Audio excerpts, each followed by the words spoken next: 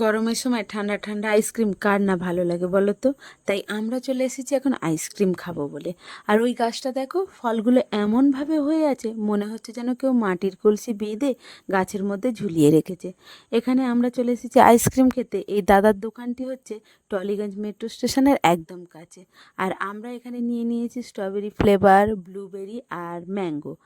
আমি নিয়েছিলাম স্ট্রবেরি। আর স্ট্রবেরিটা আমার অতটাও ভালো লাগে না, কিন্তু এই দোকানের স্ট্রবেরিটা বেশ ভালো।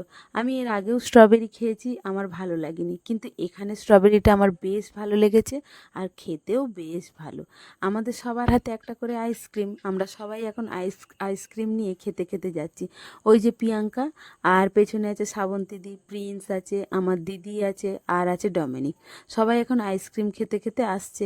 আর আমরা এখন এই যে আইসক্রিম খেতে খেতে এখন বাড়ির দিকে যাচ্ছি।